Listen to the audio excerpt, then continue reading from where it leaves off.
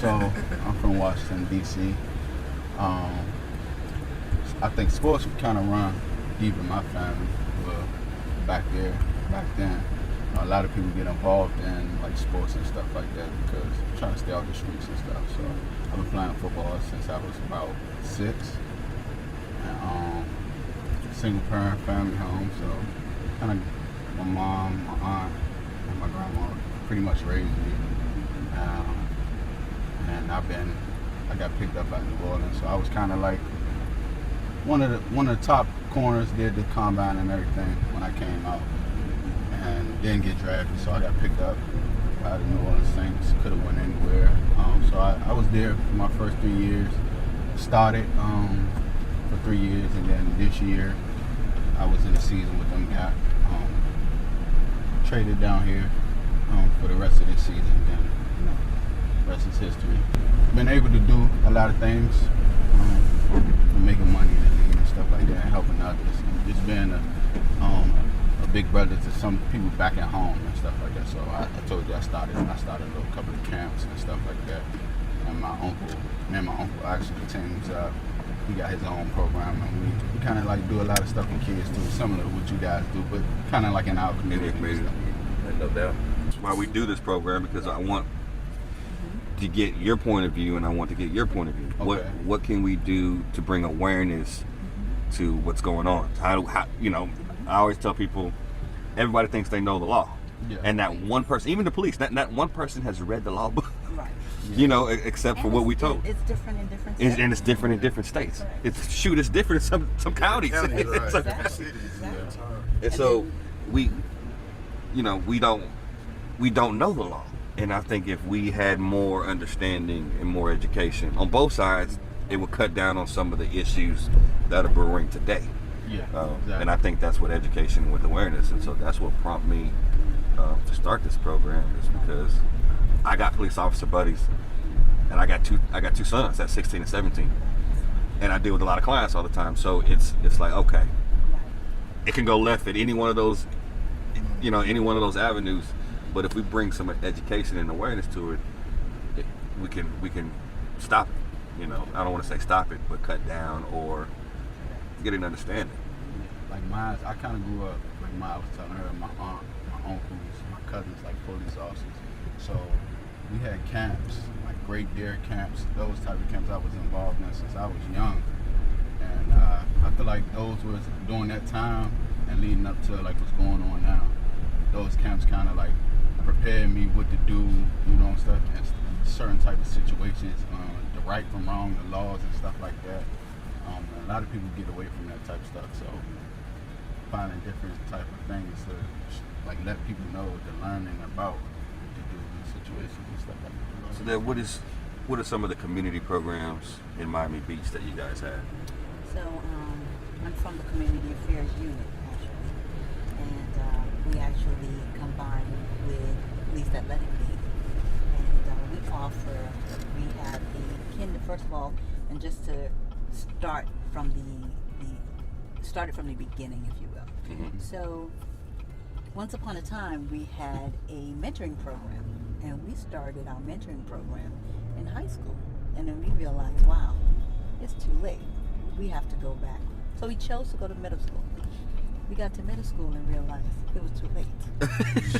And we actually had to start. So we started what's called the first kindergarten cop program.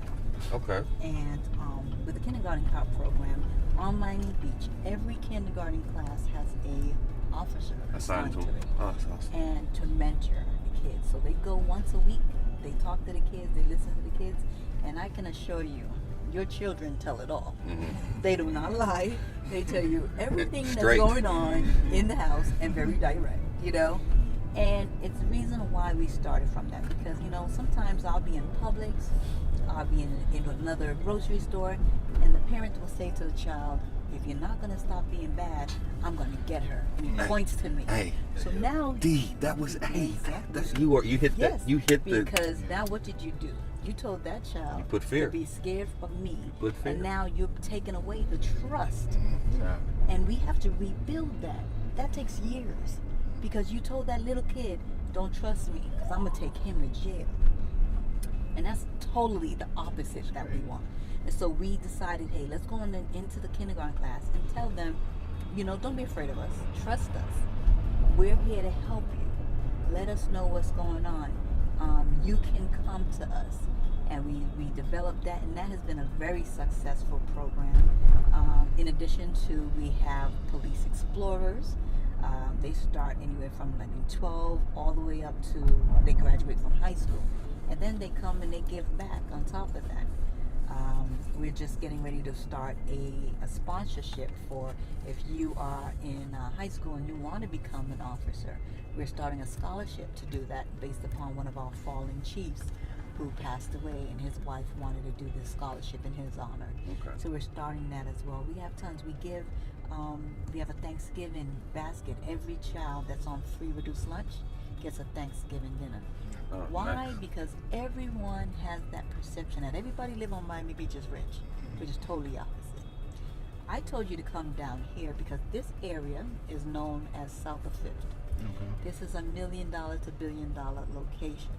But once upon a time, this was the worst location on Miami Beach, at South of Fifth, the worst. This is where all the gangs, the drugs, the shootings, once upon a time, this was how it was down here. And now look at it. The reason why I advise you to come over here, because that's the same thing that can happen in a child's life. Right. A child can start a different way, but could change to a different direction, just like this happened. And all we need to do is, have something in their life that they feel is workable, that they want to make that change, and that's what we do, especially with the Community Affairs Unit. We're very involved. We do a lot of programs for the children. PAL is consistently, we take kids the first time on a plane, and they live here on the Miami Beach, and people think they're rich, and they're not. We take them to Washington, and we show them, the White House and the Martin Luther King Museum, and we show them all over places that they've never been to. We do that for our children. What is the demographics breakdown here in Miami Beach? So the demographics, good question. Demographics is in the north end of the beach, which starts from 63rd to 87th, is mostly Latin American. Okay. In that area. That area consists of low income, Section 8, and very wealthy houses, all in one. So that area is very populated. Then what we call the middle section. The middle section is from 24th Street to 63rd Street. That's very Jewish location, very residential, very religious in that area. Also has a lot of businesses on that area. So that area is mostly Jewish community. And then, of course, here is a very diverse, very wealthy to middle class in this area. So even though, as I mentioned, we're 8 square miles, it's like we're 3 different cities in one. Yeah. Because it's actually very different. Do y'all do shop with a cop? So we, as a matter of fact, this weekend, this Saturday coming up, is our toy drive. Mm-hmm. And what we do is the same kids that are on free reduced lunch, they come and they get to choose a gift. And we give out, and the line, we have at least about 600, 700, 800 kids lined up on Saturday morning, and we make sure that every child on Miami Beach gets a toy, because some kids won't have it. That's awesome. Yeah. And then also, remember, we were influxed when the hurricane happened in Puerto Rico. A lot of our kids are homeless from Puerto Rico that came here. So the numbers were doubled this year. We had numerous of turkey giveaways, and the lines were around the corner because of such the influx of kids that we have. On the flip side of the influx, what was the crime? Did you see an increase in any certain type of crimes? It wasn't such a change in terms of crime, but we just realized that we just have so many more, Mm-hmm. and we needed more resources and do more outreach in the schools, on the streets. We realized that, so we saw a difference in terms of that. But it's a great thing to bring our children here, because you can live here. You can make it. This is what we consider, this is Star Island. Huffy owns 2 homes over here, one on this side, one over here. Gloria Estefan lives here. Very rich developers live here. And why this can't be you? Absolutely, this can be you. as you mentioned, you can make this, you can dream this, you can have this, just like all of them had it. Tell us a little bit about the POW program. Okay, so actually, Miami Beach Police Athletic League is the actually oldest police athletic league in history. As I mentioned, they've been in existence over 50 years, and it started by one of our police officers at the time. They started it, and they, just wanted to have kids to be involved with police officers. Mm-hmm. And he came up with this idea: hey, let's have a police athletic league. And the actually building that Officer Martineau lives in is the original building from back then, and it just such a great idea and great combination with an officer in a child's life. And it makes a difference. A lot of our PAL kids are actually police officers. Wow. They became police officers. They go to college. They're so involved in the community. That's awesome. So it When you see really that is come full amazing. circle. Correct. It's like the kid I was telling you about, Javier Edwards. Yeah. We did a football camp in Houston many years ago, and he was at the camp. And so this year I was, getting stuff ready, preparing for this year's camps and looking at some, just going back to some stuff, looking at some old drills and stuff. And I said, man, that body posture kind of looks like Javi. And I got to looking, clicked onto the folder, and start going through all the pictures, and I'd be darned, it was Javi. Now as a client, but going through, our camps as a kid. So that's always fun when you see a kid go through a program and then come back and actually do work with the program. Oh man, it makes such a difference in their lives, and they talk about it. And then like I said, when we take them and they do competitions, and it's everlasting in their life. They just never forget everything that they learned with the Police Athletic League. What is this next to us over here on the left? So this is the field, and the Police Athletic League and the Boys and Girls Center. They built this field on Parks and Recreation. It's a football field. They play football here, also soccer as well.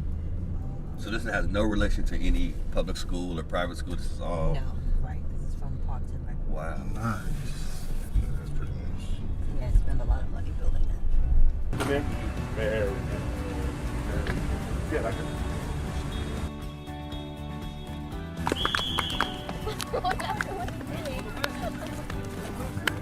Yo!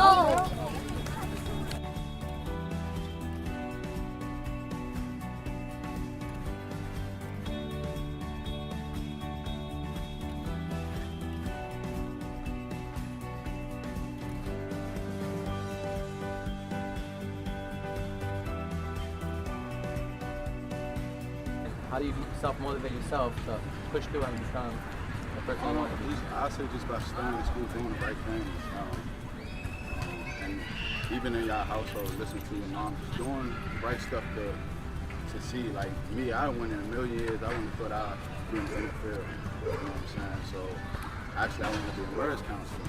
So my degree is in psychology. So that's something I wanted to do. But there's nothing wrong with being like lawyers. I tell people all the time, it's not.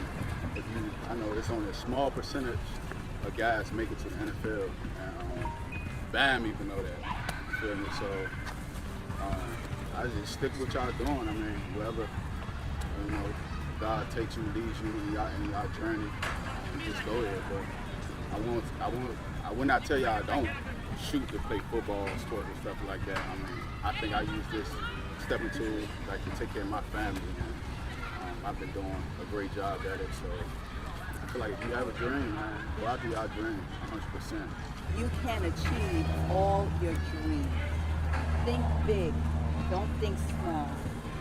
Think, as he said, think greatness, and you will achieve it. It is possible for each and every one of you to achieve whatever you want to be in life.